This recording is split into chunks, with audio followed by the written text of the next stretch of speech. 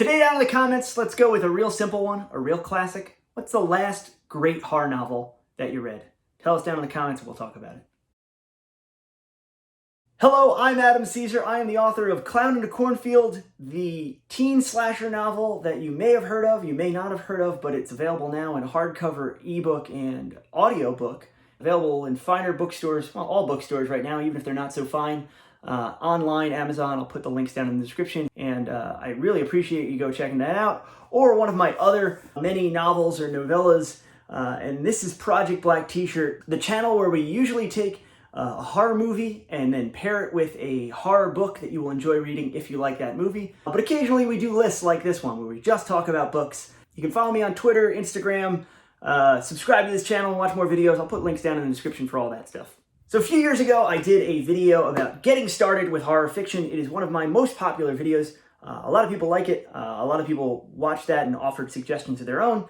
Today I wanted to move it up to the kind of intermediate. Once you've kind of gone past getting started, those were kind of horror books for everyone, for every taste level. These are going to be books that are a little more challenging, basically just in their content. These are books that I personally found kind of disturbing, personally found kind of upsetting, personally went towards the more extreme end of mainstream horror fiction. This is a video where I'm giving you a lot of caveats up front, but just know that I know that there are going to be people in the comments saying about, what about Richard Lehman? What about Edward Lee? What about Monica O'Rourke?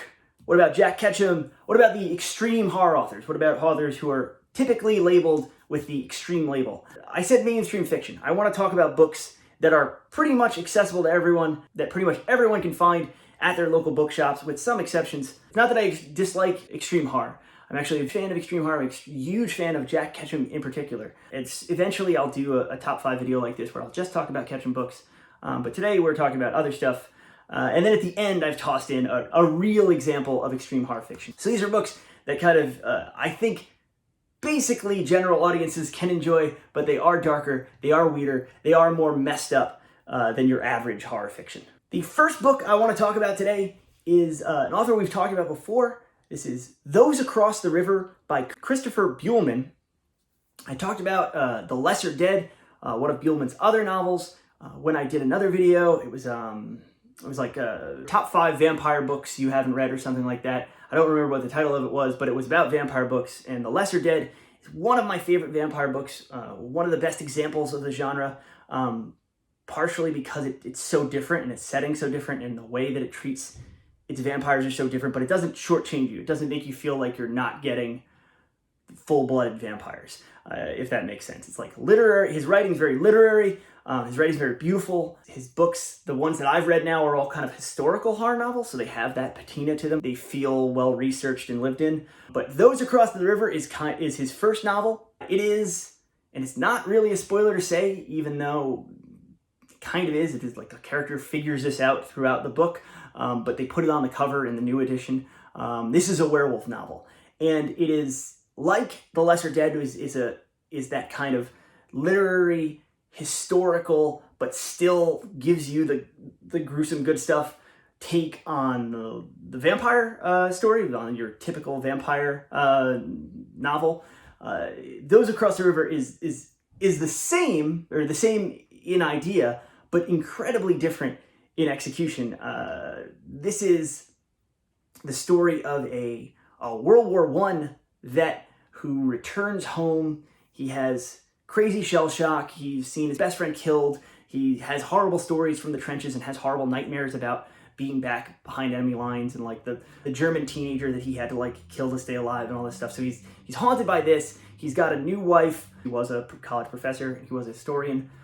He's not anymore. And he's come to the South. He's inherited this house, this estate. And he's getting to know the people in this Georgia town, and him and his wife they're not from Georgia, they're not from the South, so they're kind of thinking how quaint and how different it is. He has historical roots here. He is a historian. He's going to write a book about one of his relatives who was this horrific plantation owner, horrific slave owner that everyone kind of around town knows the legend of, and his plantation burned down. there was a slave rebellion that burned down, it was across the river, and now something evil still kind of lurks across the river, and he's told not to go there. You already know it's a werewolf thing, but the how that unfolds and the why that unfolds is very, very different than most werewolf stories. It's just a book that is exquisitely written, and as we talked about at the beginning of this is more extreme, the more extreme end of horror fiction. It is pretty vicious. It is pretty downbeat. It is markedly violent. There's a mass market, really nice paperback that like they sell at like Walgreens of this. And you gotta wonder the people who kind of picked this up. There's even like, I think there's a Charlene Harris quote on the cover. You gotta imagine the people who are like, oh, I like True Blood, and pick this up and get completely blindsided by how bleak and how violent it is. I really like that.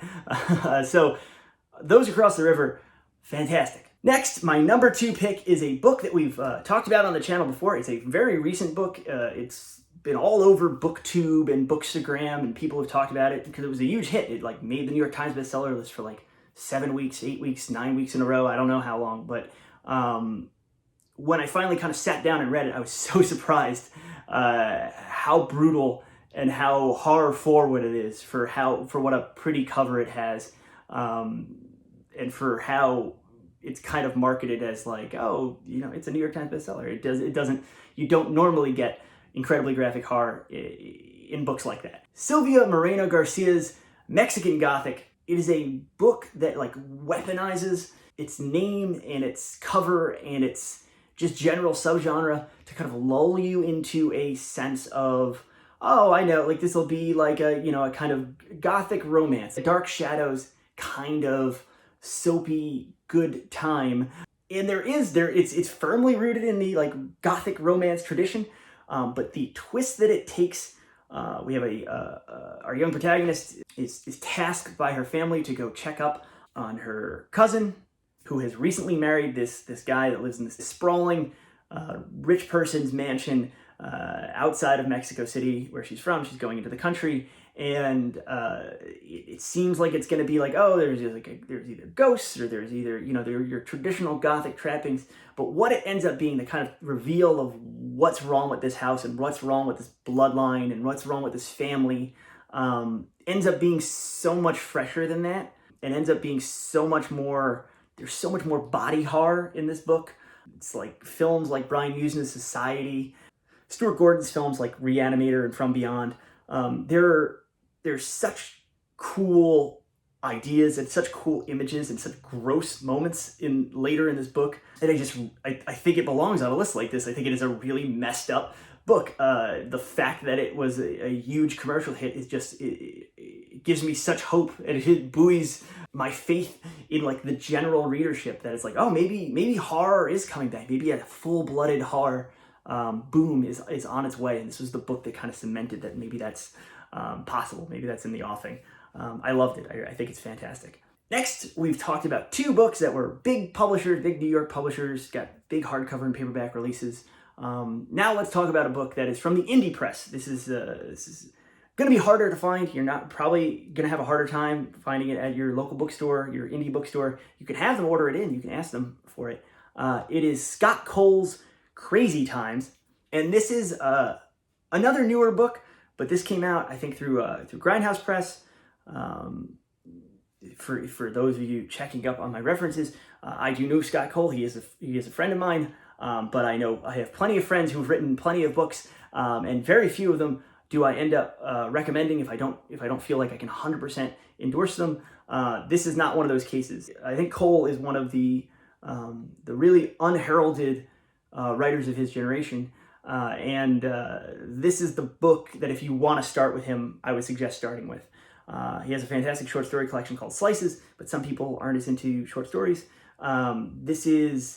He was getting ready to release this right at the beginning of the pandemic, right at the beginning of lockdown and things like that. And I remember reading an early version of it, just flabbergasted with how prescient it felt.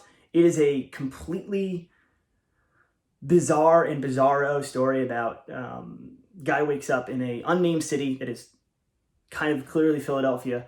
Guy wakes up in an unnamed city.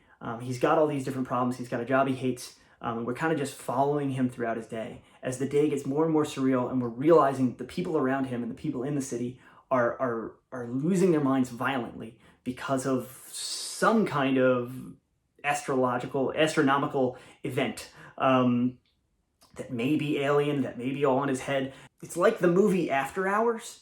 If that were like a straight horror movie, if it were After Hours meet 28 Days Later, that's what this is. It's funny and bizarre and grossly violent, but the violence serves a point, and the violence is really weird, and it's a brilliant encapsulation of all the different things he's done, because he is kind of started out as a Bizarro writer. He started out, if you don't know the subgenre of Bizarro, check it out, look it up. But he's always had one foot in both horror and one foot both in Bizarro, and this is the book that really feels like it melds those two worlds kind of perfectly. Yeah, read it. Know that it was written before the world actually went crazy, and just be amazed at how weird it is. Also, the shortest book on this list. This is a novella. So the other books are full novels. If you want something that's a little bit more bite-sized, Crazy Times by Scott Cole. Put the links down in the description, as I'm putting the links for everything. The next book on this list, I've really wanted to mix it up for a little while now, because I love comics. I don't think reading is limited to prose fiction. So I've wanted to sneak some comics into these listicle videos. And I think this is the perfect time to talk about Uzumaki by Junji Ito. And the reason I'm talking about this is you've probably heard of Ito. You've probably seen Ito's art on the internet. He is kind of the 20 years, 30 years early progenitor of kind of the creepypasta format of just uncanny visuals. This is his masterpiece in a lot of ways. He's a fantastic short story writer. He's a fantastic manga artist. But this is, I hesitate to call this like a graphic novel, because I think a lot of graphic novels and a lot of great graphic novels, as much as I enjoy American comics and as much as I enjoy that format, they're usually like 150 pages of comics material, and they feel like they feel more akin to movies. They feel more akin to screenplays. A lot of them, even the great ones, like they feel like great movies more than they do novels. But Uzumaki is long, these long digressions in it that feel very novelistic. There's something about this in that it's not quite a mosaic novel. It doesn't quite feel like these are short stories that are kind of stitched together into a longer narrative. It feels like a novel. It is about a town in Japan that becomes obsessed with spirals, and that manifests itself in a lot of different ways. And it starts out as small horror, as like tiny pieces of body horror, and then it spirals and it spirals and it spirals. Get it? Spirals. It spirals to full-blown like tornadoes and like things like manifestations of spirals that are beyond surreal and beyond weird and beyond grotesque. People start turning into snails because snails have spirals. People try to make themselves into spirals and kill themselves in the process. It is bizarre and weird, but just really, it's my favorite of Ito's work because it feels so novelistic. It's cosmic horror, it's body horror, it's descent into madness horror. It's kind of everything all in one. It's got these crazy nightmare visuals. You're not gonna be able to get out of your head. If you just know it from kind of like the memes and reacts online, if you just know it from just out of context glimpses of creepy imagery that people repost, you really owe it to yourself to just grab this hardcover edition of it, read it cover to cover. It's really, really, really fantastic. And the fifth and final book on this list is 100% would be considered extreme horror. Everyone who'd be upset that I'm not mentioning the kind of banner extreme horror authors that write just disgusting stuff that probably gets you on a government watch list when you read it, they will be happy with this pick. This is The Resurrectionist by Wrath James White. Now, I wanted to talk about this book because the original version of this was a leisure mass market paperback, and that's how I originally read it. There is a new version that is the author's preferred edition, which I think is slightly expanded, slightly rewritten, and has a new epilogue. I can't speak to that. I haven't gotten the new edition of it. I don't know what Wrath James White added to that new edition. But if it's anything like the old edition, I imagine it's the majority like the old edition.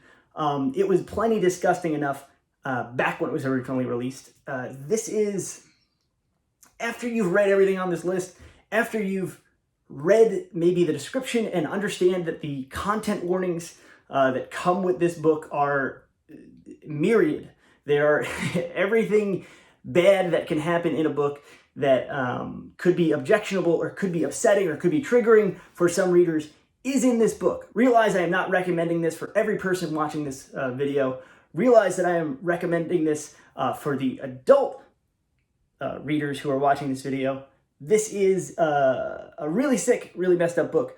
But the basic premise is this starts off kind of like one of your traditional serial killer books where you're following them from a young age and they're abusing animals and things like that. But this serial killer, the main character we are kind of following, there's kind of dual protagonists. You're following the villain and the hero at the same time. He can kill things and then bring them back to life, and they have kind of no real memory of being killed. And it's so brutal and so gross and so kind of boundary pushing, but there are these threads of philosophical moments of there are little nods that Ras James White 100% is in control of the chaos and 100% realizes how sick the premise is and how sick you kind of have to be to write it and how sick you kind of have to be to read it. It's this incredible mix of it almost feels like an indictment of someone's desire to read or to write extreme horror fiction in itself. It's a little bit meta. It's not like meta in like the breaking the fourth wall sense, but it's meta in that you read it and you read enough stuff like it and you're like, okay, I can see how this is different. I can see how White has really thought about these topics. I can see that he's really trying to have a discussion about our relationship to media, and not just like horror media, but there's the main character. She's writing her dissertation on like the effects of pornography, and it's very, very interesting. And very few leisure paperback horror novels were allowed to be this heady and this about something and thematically charged. And I say that as a fan of this kind of stuff, but I think this is the one book that maybe can be a crossover if you want to take that journey, if you want to try something that is, for the most part, pretty disgusting and pretty repugnant. I think the book's smart enough to be like, yes, I'm extreme, but it's not. I'm extreme, but I'm thinking about my extremity, and I'm thinking about why I'm doing what I'm doing. And that, to me, that makes all the difference. The intentionality makes all the difference in something that is gratuitous or overly grotesque or kind of wallowing in violence. I think that, to me, as a reader, that does make all the difference. And this is the book that's really right on that edge. It really feels like you need to go to Instant Replay to hear the call on the field for this one. And I will put the links to all those books down in the description. I'll put Amazon links and I'll put bookshop links. If you want to use the bookshop.org link, it helps out indie bookstores. If you want to buy on Amazon, everyone does it. Everyone knows everyone does it. So I'll put those links too. If you like your horror violent and crazy and messed up, but also a little bit thoughtful and a little bit fun, I would be remiss without saying you can check out my books. They are all online. They're Clown in the Cornfield is at your local Barnes & Noble right now. Your Chapters if you're Canadian. Your Waterstones if you're British. So yeah, go check that out. Everyone who's reviewed this book, anyone who's reviewed any of these books on Amazon or Goodreads, it helps me out so much. It helps me spread the word. And I really wouldn't have this channel without you guys. I wouldn't have this career without you guys. So I really, really, really appreciate you. If you've just read one book, if you bought one book, if you told a friend about a book, if you got it at the library, it helps me out so much. Thank you, thank you, thank you. Make sure to like, subscribe, and I will be back with you next week when we'll talk about some movies.